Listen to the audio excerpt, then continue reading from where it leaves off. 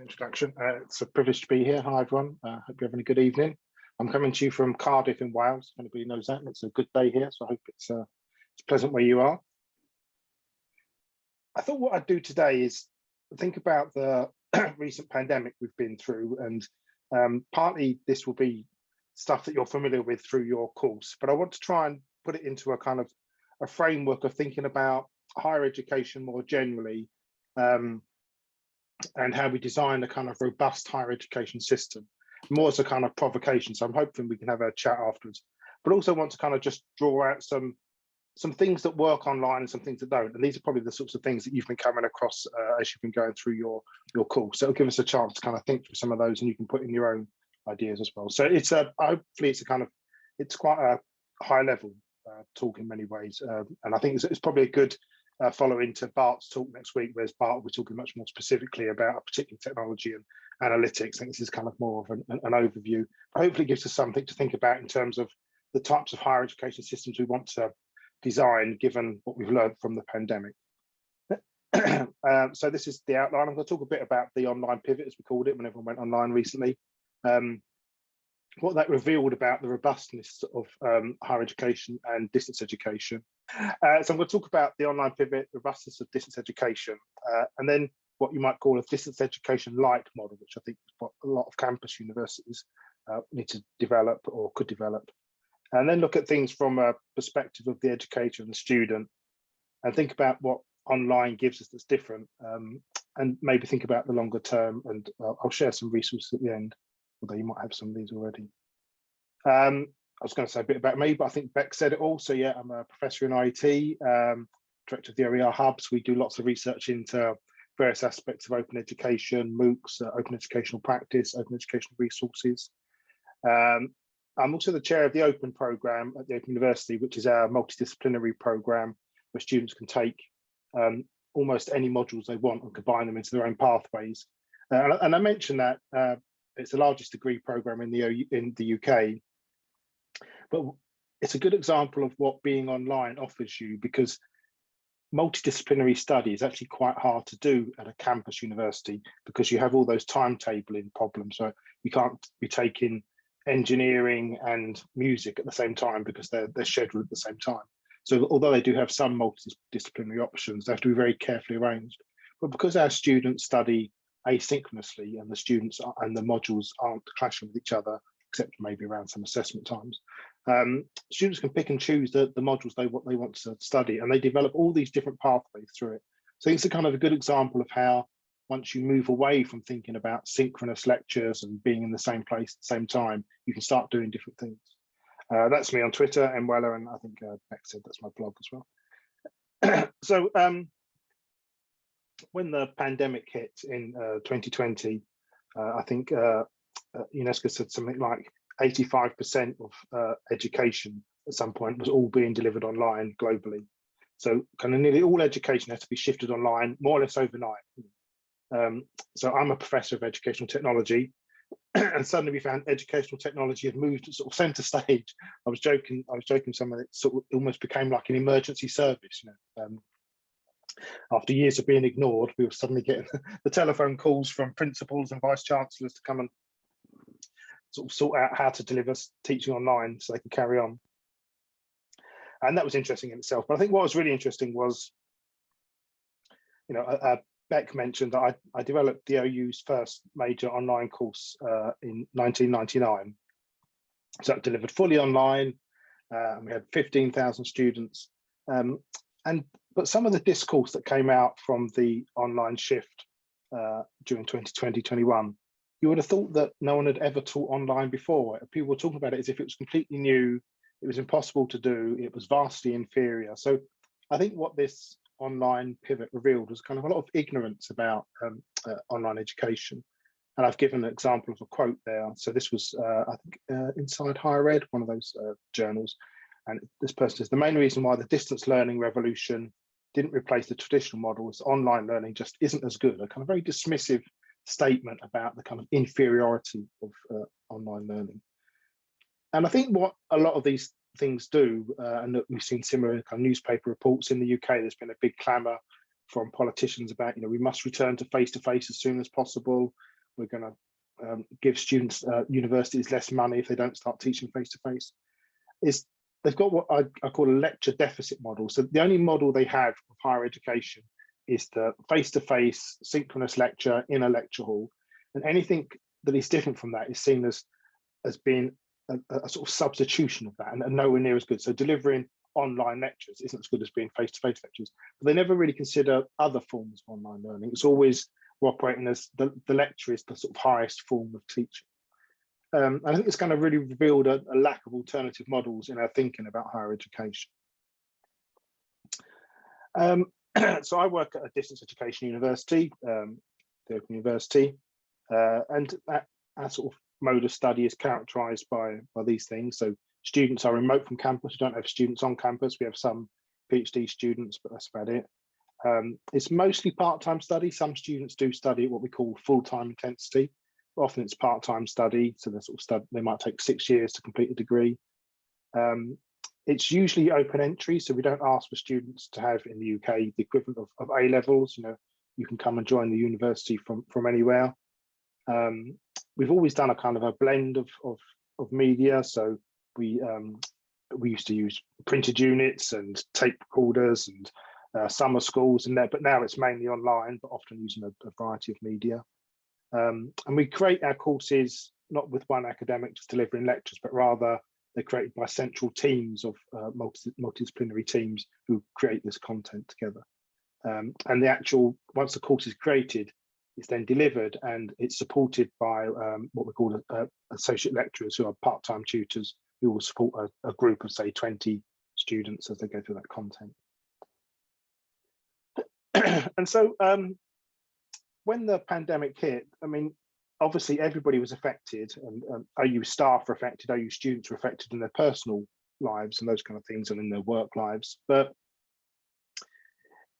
the OU model essentially just operated as normal. You know, I mean, there was disruption in the admin staff who were usually on campus had to go home. Those kind of things. There was obviously kind of disruptions to people's lives if they were having to homeschool children. But the kind of fundamental pedagogy, if you like, was largely unaltered because we weren't relying on students to come to a central location. And this made me sort of think about how higher education is in some ways fragile and not very robust, and the way it kind of had to fold up lots of times during the pandemic. And I tried to think of an analogy of a robust system. And I think the internet that we're using now was designed specifically from the outset to be a very robust system. And I think there's an analogy there with how distance education has been designed. And that's kind of where I want to start thinking first of all. So I think first of all, what did the pandemic reveal about these kind of fragilities and weaknesses in the higher education system? First of all, it's based on bringing people largely to one location, the campus. You get everyone together on campus. There are these very kind of tight, high risk crunch points, if you like, for examples with exams or certain things people need to come together for.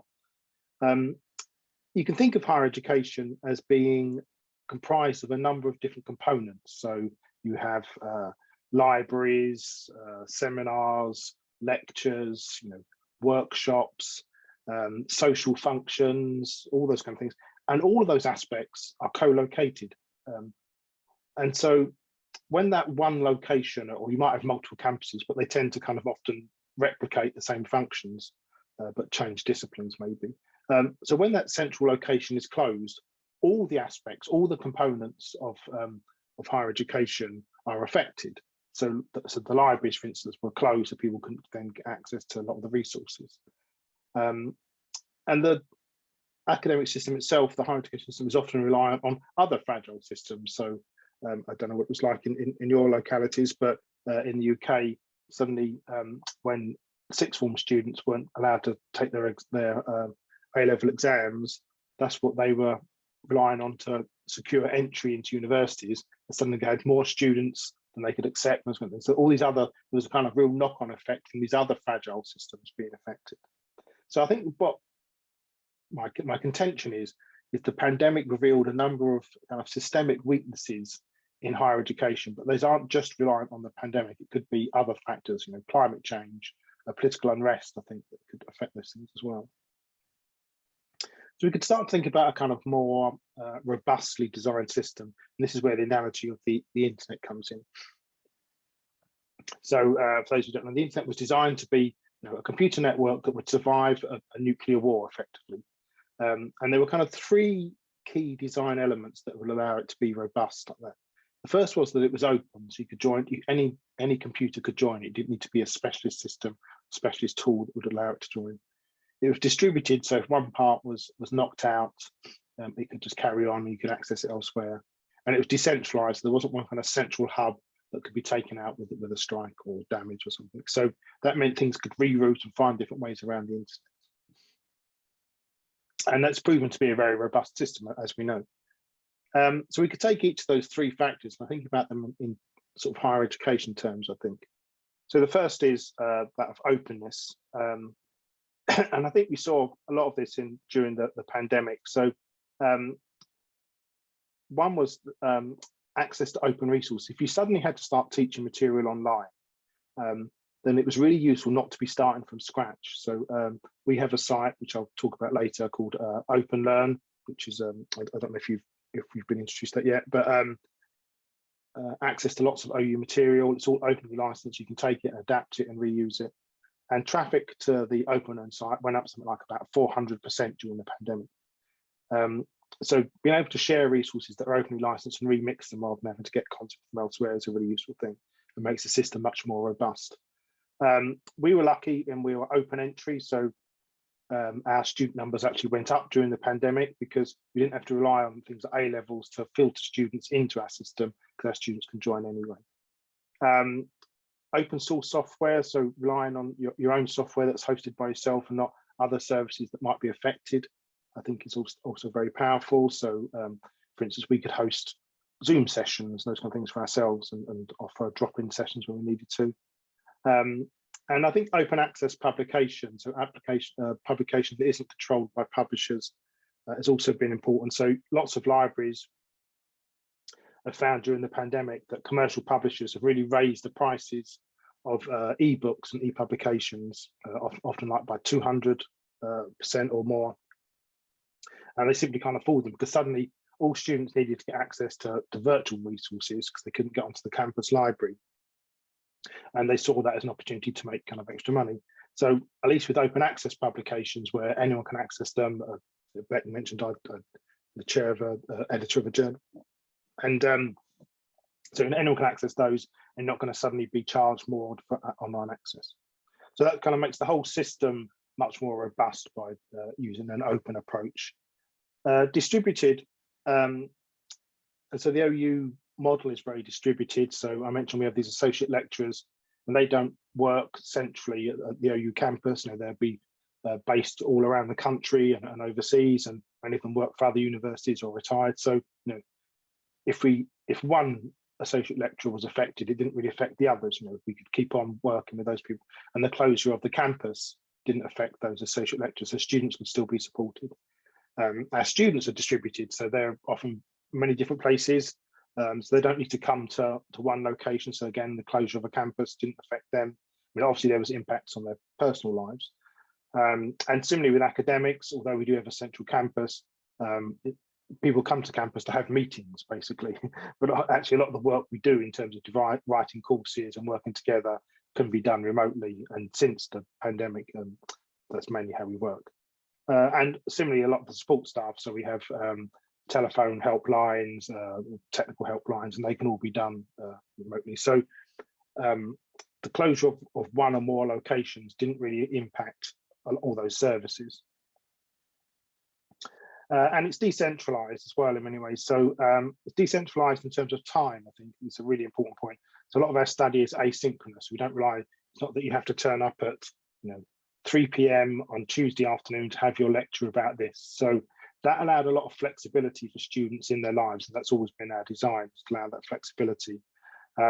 So that, particularly as things were changing very quickly during the pandemic, they could still be studying and fitting it around a very kind of moving picture. And also our module production is Teams based. So It's not just based around one academic delivering a lecture. So if one academic becomes ill or can't do the work or is impacted too much, the team can still carry on and develop that content or deliver that content. So that's the kind of full distance education model that we've developed at the Open University, but we don't deliver campus education. And those are two quite different economic models, I think. And so I'm not suggesting that all universities now become an open university and go fully distance education. But I think we can think about what you might call a distance ed light model that campus-based universities could start to think about implementing alongside their campus-based structures as we return back to face-to-face lecturing. You can sort of think of students being semi-remote. So they might be staying near the campus, but living in halls of residence and accessing elements remotely. Although a teams-based approach is very useful, we're probably still thinking about a single or maybe a paired educator developing content. That this is where the different economics comes in. We often take like 2 to 3 years to develop a module, and it costs a lot of money. But then we present it for 8 years, and we often present it to a lot of students, like 1,000 or more students. So there's these kind of economies of scale, which I think don't often operate the same with a campus university. So we probably still need to think about a single educator, and probably a much more rapid turnaround. You don't have those long lead lines, and base it around a lecture model. But I think begin to flex the idea that it isn't just a lecture as the way of operating. So where does this get us? So what's feasible? I think we need to think about meeting students' expectations. There was some research done a few years ago, which is that's the sort of research that tells you things that's completely obvious, but it's good to have the research to back it up. And basically the results of that research showed that students who choose face-to-face campus options like face-to-face campus options, and students who choose distance education options like distance education options. So perhaps no surprise, but I think part of the problem last year or last couple of years was that students had chosen the face-to-face campus option and got the online option, as it were. So I think it's important to kind of help students understand what they're going to be getting and meet those expectations. But at the same time, I think we need to understand demands on educators. The idea of trying to simultaneously deliver a fully online course to a fully online group and deliver the same thing to a face-to-face group, each with quite different demands, is probably too much for educators. And so we need to be mindful of that. And also, I think the limitations we have on support. A lecturer isn't available 24 hours to kind of answer queries and questions. And also the time frame that we have to operate in. I think, as I say, the AU takes a long time to produce these courses, but also it took a long time to develop its model. I think lots of universities are now slightly caught in a middle phase. They've kind of been through the online pivot. They've delivered that online content.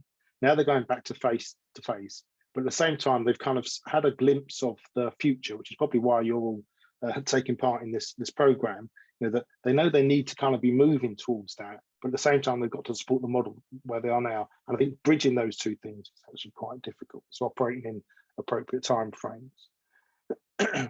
From an educator perspective, I think it's worth thinking about what we can do. So there are a number of things to kind of bear in mind, I think, for educators. And some of these are probably obvious, but I'm all surprised that they're not as obvious as I think they are.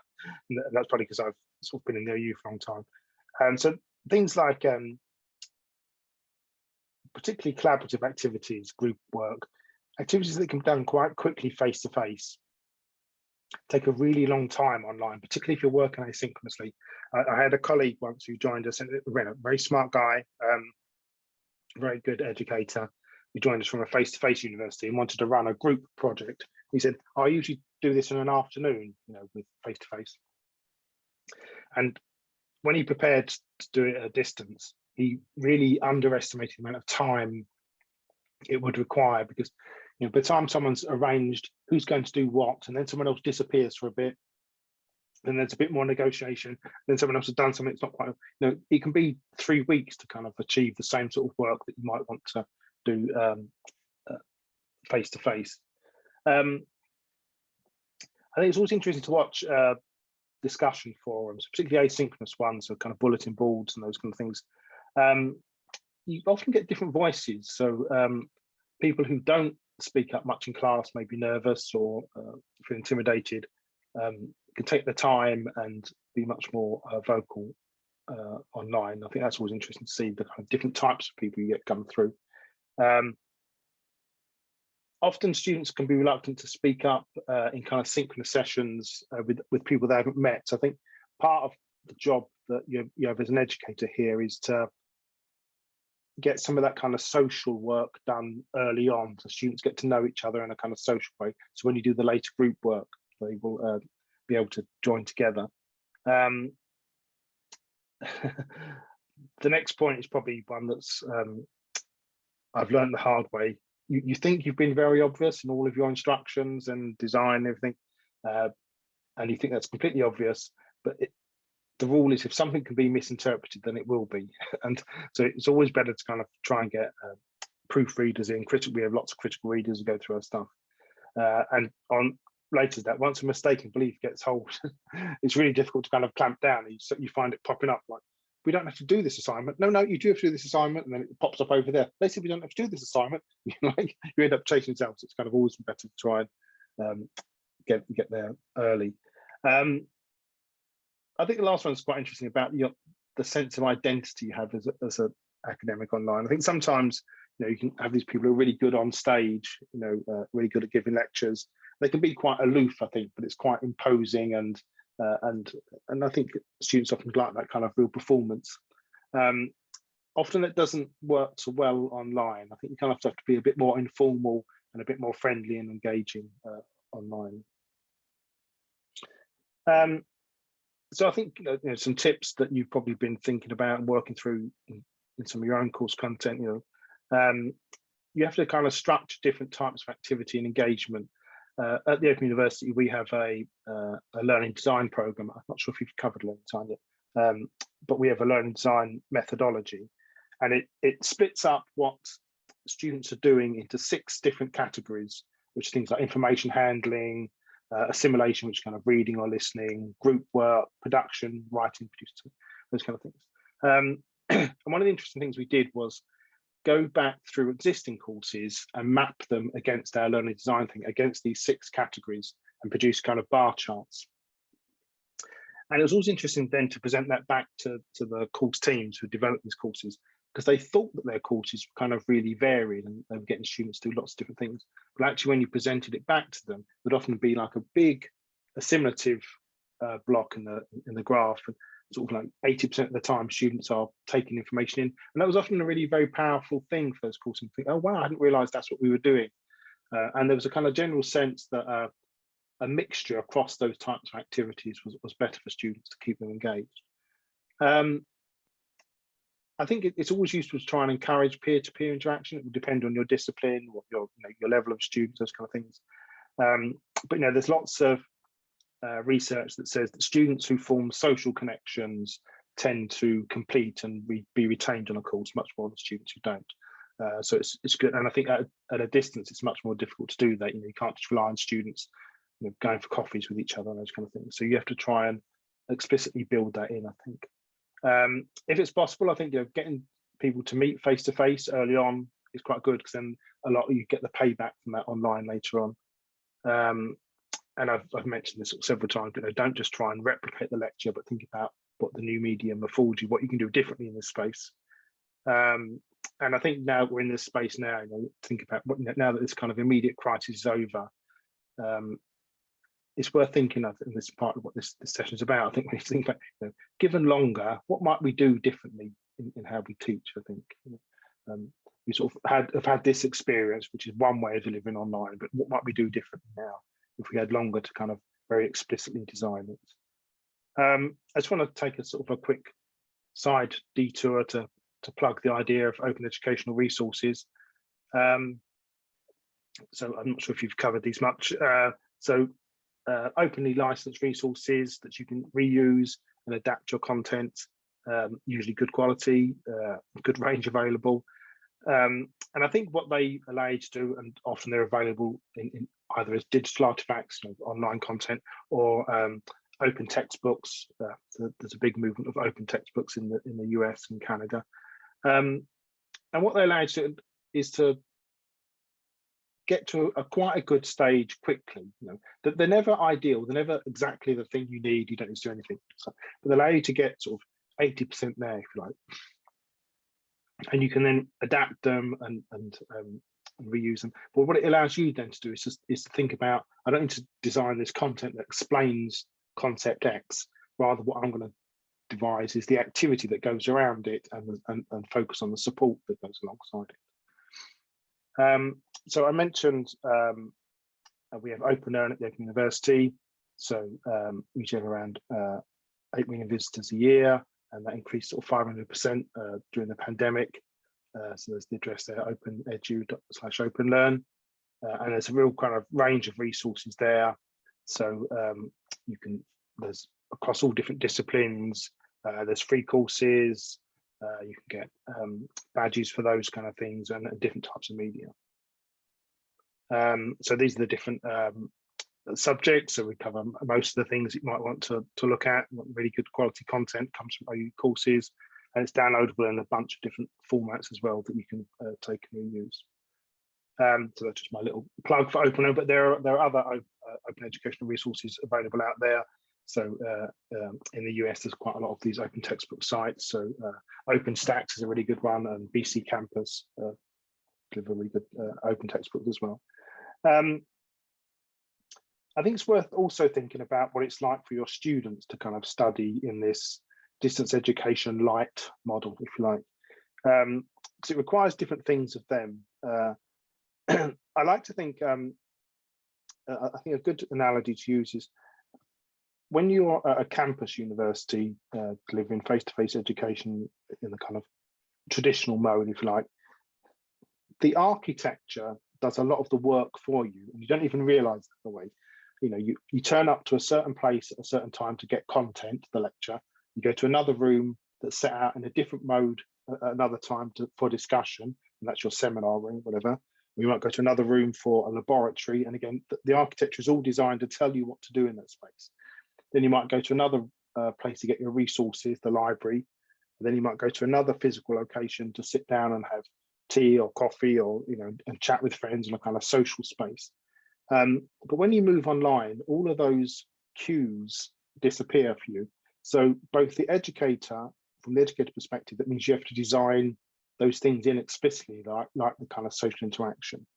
And from the student perspective, it means you have to take on quite a bit of responsibility yourself for organising your study.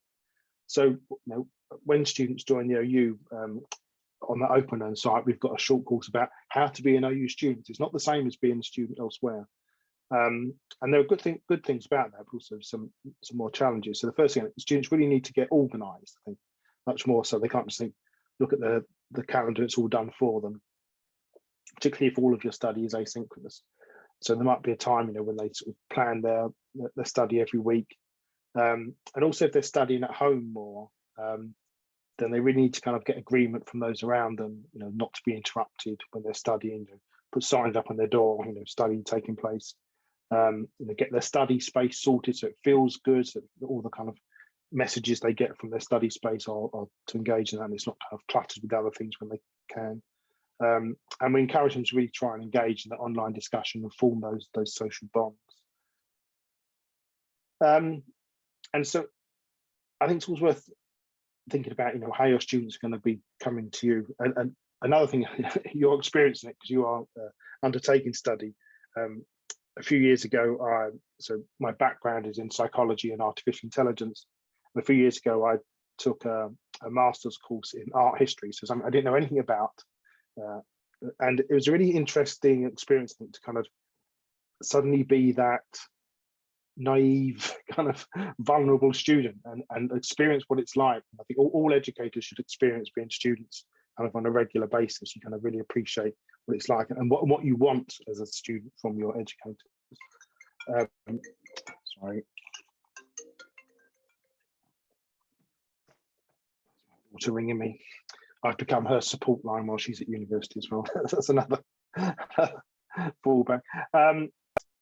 So I think for students, we need to always tell them to kind of read carefully. What you need to do should be explained. Often you'll find students like, how do this? What do we do this? And there's a kind of panic that's in. It does tell you what to do. And if they're unsure, ask. And often they do need more clarification than in a face-to-face setting. But you'll find other people will need it as well, usually, if there are things can be misinterpreted, as I said. And I probably shouldn't say this because we like to think that all the content in all our courses is marvelous, but students often need to be strategic. They probably don't need to do everything. Think about what their best path is. And I think actually for educators, that's a really good thing to help students be like that. I used to run a course, and at the start of every week, I would send out an email saying, this week we're covering this, and talk about things we're doing. And I'd say, if you're really stuck, make sure you focus on these couple of things more than the others. And I think the students appreciate that kind of advice.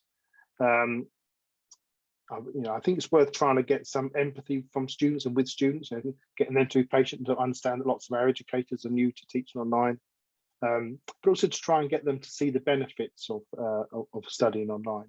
I just mentioned my daughter just ringing me, and she often struggles to take notes in lectures now. Just even the idea of lecture capture has been a great benefit for lots of students who can sort of go back, rewind, and get those notes down. I think some kind of smallish tips I think we often try to encourage course teams at Open University to do. Get those resources, courses, assessments posted early, particularly assessments. I think students like to know what they're working towards. Try to ensure reading lists are online or open access. If you're sending students to libraries for books they can't access, that's problematic. We often give our students the assessment rubric. This is how we're going to be marking your essay, the same thing we give to our associate lecturers when they mark it. Students know how it's been broken down. So it's like, you're only going to get 2 marks for this element. Don't spend all your time thinking about that. I think Simon talked about assessment last week, so I won't talk too much about that, but we place a lot of emphasis on the feedback we give to students. It's very detailed, and kind of we have whole kind of courses and teaching our ALs and how to give good feedback. So it's positive, it's not just like red mark, no, next to something, because students hate that, and particularly at a distance where they're not having that kind of dialogue with an educator. So they kind of give very constructive feedback and feed forward into the next assignment that's coming up.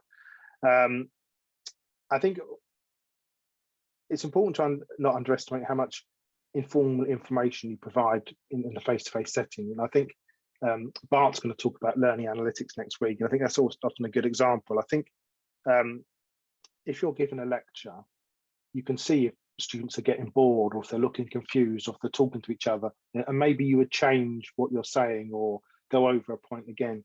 You don't have a lot of that often online. And in some ways, learning analytics are a way of getting some of that feedback. If you see that lots of students are revisiting the same resource over and over again, or they're spending a long time in a certain discussion forum, that might tell you something about the nature of the course that you can then alter or change for them.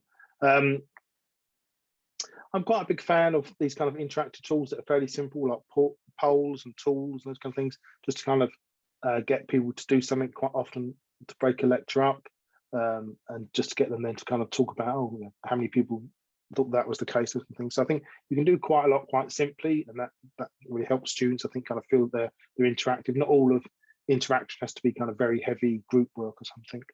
And I put at the bottom clarity. It just goes back to that point about, I think it's easy for students to kind of misunderstand when they're not there, picking up a lot of those social cues or getting kind of immediate responses.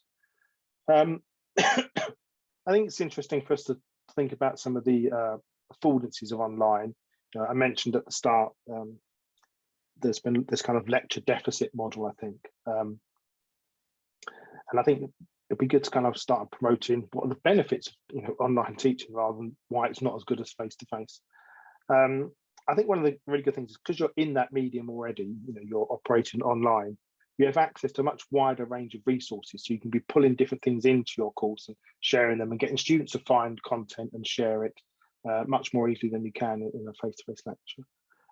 It doesn't have to be asynchronous, but asynchronous elements, I think, really help give a lot of that flexibility to students and to study.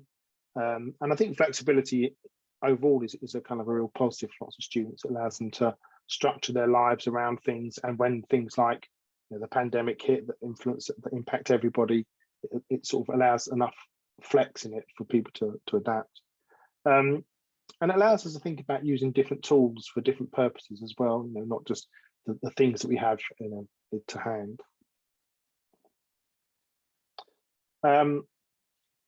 Just getting towards the end there, think about some myths about online learning. You could probably come up with some of your own. And I saw a lot of these kind of reiterated again sort of during the pandemic as people were criticising online learning. And often they would just be made as sweeping statements, kind of like globally accepted truths. One was that students don't make social connections online, and a lot of our Open University students would absolutely refute that. They've formed very meaningful connections online. Sometimes they end up meeting face to face, but often they don't, and they've known people through years, online. But I do think you need to build that in more as the educator making the social connections. You can't do group work. You can certainly do group work, and we do a lot of it. I mentioned, but it can be quite hard to realise. People often think online teaching is cheaper, and that's been we've seen that come up a lot. And it isn't. It's not more expensive. A new lecture building buys you a lot of online teaching, but if you want to kind of design very careful, high quality online learning, it's certainly not cheaper than face to face.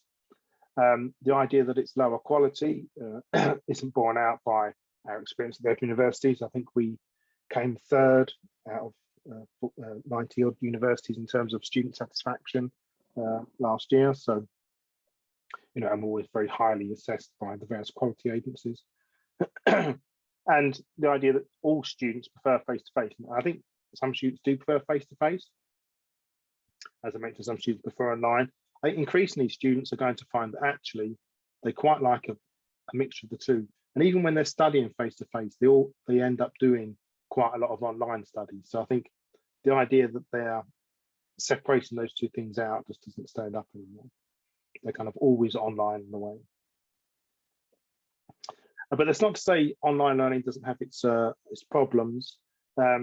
Even when you take out various factors such as the types of students who are attracted to online learning, open entry, those kind of things, retention tends to be lower for online courses. And that may be something to do with these kind of social connections or commitment to the course, those kind of things. Getting engagement from students can be more difficult. You've got students in a room, you can make them do things, and speak to each other. And sometimes you kind of end up with that deadly silence when you're trying to do it online. But I think well-designed courses can get that engagement going. I mentioned you kind of need to make activities much more explicit and carefully designed. And some things you're not in control of, like if students are studying at home, one of the real advantages of the campus is it's quite an equalising structure in a way. Once everyone comes to the campus, they all have the same resources there, and they can go and study in the library or specialised study rooms. But if you're studying at home, then people's home lives may be chaotic or those kind of things, and that can really impact upon students. Last, I just thought I'd think about some future directions from where we are now.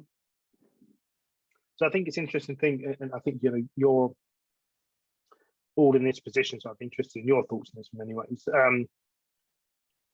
Now the pandemic is sort of coming to an end. Do we just go back to how it was? Go, phew, glad that's over. Let's all go back to how it was. And that's certainly, I've seen that attitude in lots of universities. It's like, let's forget this digital online stuff. Go back to what we know. That blip is over. But there might be some universities, I think, that shift all to online, but probably not many.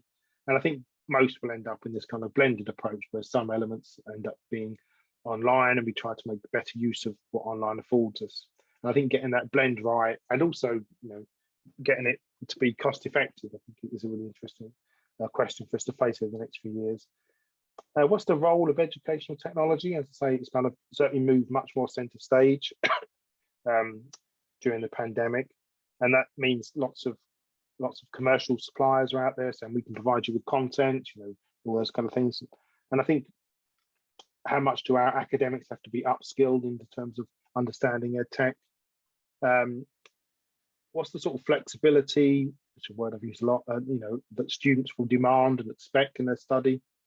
I think changes in assessment is going to be really interesting. So we kind of carried on with the face-to-face exam for a long time now, and it's sort of just one of those things that people assumed they would always have.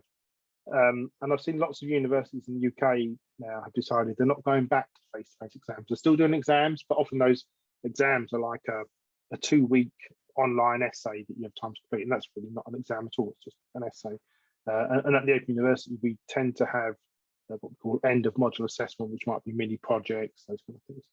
So I think we'll see a big shift away from the face-to-face exams. There are still lots of professional bodies who require face-to-face exams for kind of quality purposes. But I think having made that shift, that'll be one of the big areas of change. And I'd like to think we don't just carry on with the idea that the lecture is the only model of higher education possible and allowable. We might rethink about its kind of very central role in higher education. That's it for me. I've got some resources to share at the end, but I'll share my slides around with people afterwards. So there's some interesting things there, like the impact of COVID-19 on education, boosting competencies, blended learning, and some of our courses, which I think you might know anyway. So I'll share these afterwards and we can go through this. So